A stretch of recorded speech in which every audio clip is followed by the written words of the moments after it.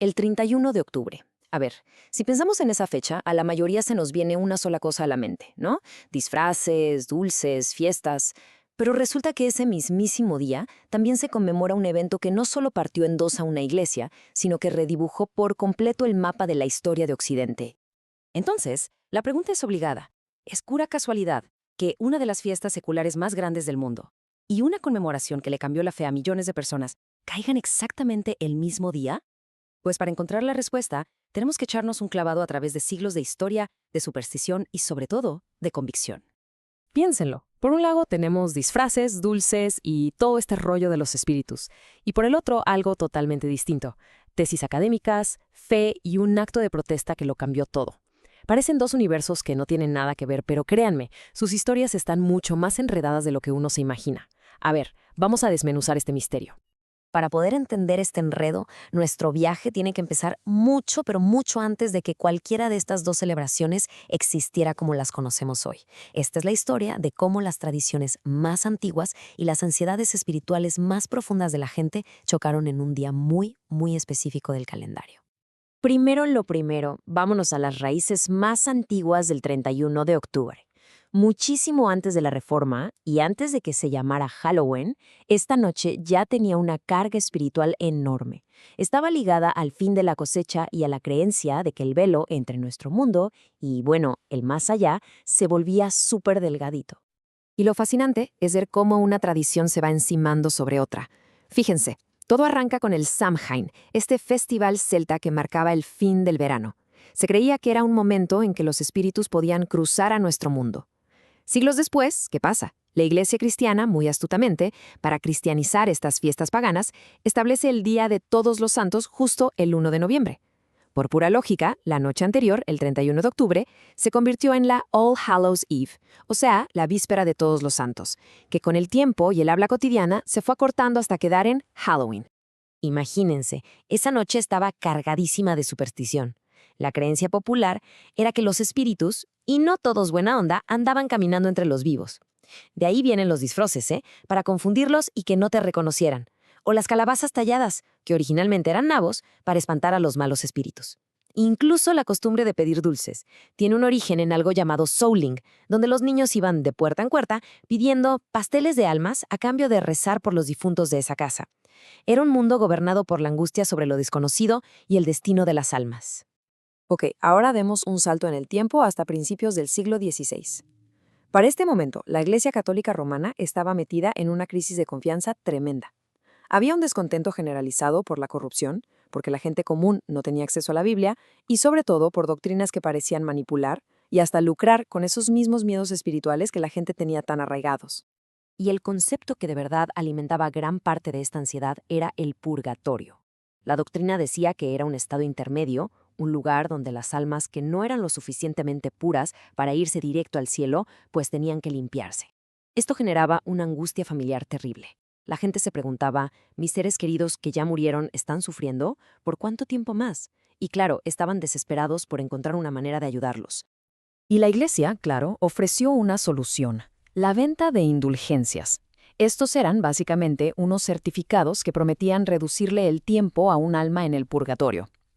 El vendedor más famoso de estas indulgencias, un fraile llamado Johann Tetzel, tenía un eslogan de ventas que pasó a la historia: tan pronto como la moneda en el cofre resuena, el alma del purgatorio al cielo vuela. O sea, en pocas palabras, la salvación se podía comprar. ¿Y cómo se justificaba esto teológicamente? Bueno, con la idea del tesoro de los méritos. Esta doctrina decía que las buenas obras de Cristo y de los santos habían creado como un superávit de gracia, un tesoro celestial. Y el Papa, según esto, tenía la autoridad de sacar de ese tesoro para aplicárselo a otras almas a través de las indulgencias. Para muchos, incluyendo un joven monje alemán, este sistema era una locura teológica y moralmente corrupto. Y es justo aquí donde entra a escena nuestro personaje clave, Martín Lutero, un monje y profesor de teología que estaba atormentado buscando su propia salvación y que cada vez estaba más convencido de que la venta de indulgencias era un abuso terrible que iba en contra del mensaje central de la Biblia. Y para expresar su protesta, Lutero no elige un día cualquiera. No. Escoge una fecha con una precisión casi quirúrgica, el 31 de octubre. No fue al azar. Fue una jugada maestra, porque él sabía que, al ser la víspera de Todos los Santos, al día siguiente se juntaría muchísima gente en la iglesia para una de las fiestas más importantes del año. Era la plataforma perfecta para que su mensaje se escuchara. Y aquí viene el momento clave. Ese día, Lutero va y clava sus famosas 95 tesis en la puerta de la iglesia del castillo de Wittenberg. Ojo, es súper importante entender que su intención original no era romper con la iglesia. Él se consideraba un católico fiel que solo quería empezar un debate académico para corregir lo que él veía como un abuso terrible. No buscaba una revolución, pero eso fue exactamente lo que provocó. Y miren, esta frase, aunque la dijo unos años después, resume a la perfección el espíritu de ese 31 de octubre. Para Lutero, su lealtad final no era con el Papa ni con las tradiciones de la Iglesia, era con la palabra de Dios, con la Biblia. Fue un acto de conciencia que prendió una mecha que se extendería por toda Europa. Así que, a partir de 1517, el camino del 31 de octubre, digamos que se divide en dos. Por un lado, la vieja tradición de la víspera de Todos los Santos siguió su evolución, transformándose poco a poco en el Halloween secular que conocemos hoy. Y por el otro, para una nueva y creciente parte del cristianismo, la fecha tomó un significado completamente nuevo, el Día de la Reforma. Y esa tensión histórica, créanme, sigue vivita y coleando. Hoy en día, dentro del cristianismo, vemos todo un abanico de respuestas a Halloween. Hay quienes de plano lo rechazan por sus raíces paganas y prefieren hacer festivales de otoño. Otros lo aceptan como una diversión secular, inofensiva para los niños. Y hay un tercer grupo que busca redimirlo, o sea, usarlo como una oportunidad para ser hospitalarios y conectar con sus vecinos. Esto nos deja ver perfecto el legado tan complejo que arrastra esta fecha. Y así es como llegamos a tener dos legados profundísimos que nacen de un solo día en el calendario. Uno, una celebración cultural de lo macabro y lo dulce, con raíces en supersticiones antiquísimas.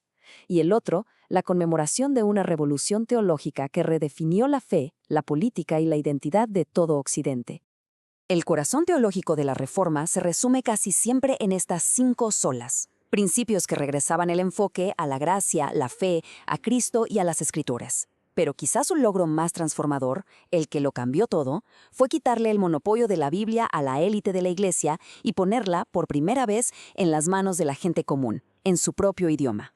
Y con esto cerramos el círculo. La conexión entre Halloween y el Día de la Reforma, pues resulta que no es ninguna coincidencia. Es el producto de una increíble convergencia histórica, donde las antiguas ansiedades sobre los espíritus chocaron con las ansiedades medievales sobre la salvación, provocando un acto de protesta que lo cambió todo. Y nos deja pensando, ¿cómo es posible que un solo día en el calendario pueda ser el epicentro de dos historias que de maneras tan distintas le dieron forma al mundo en que vivimos?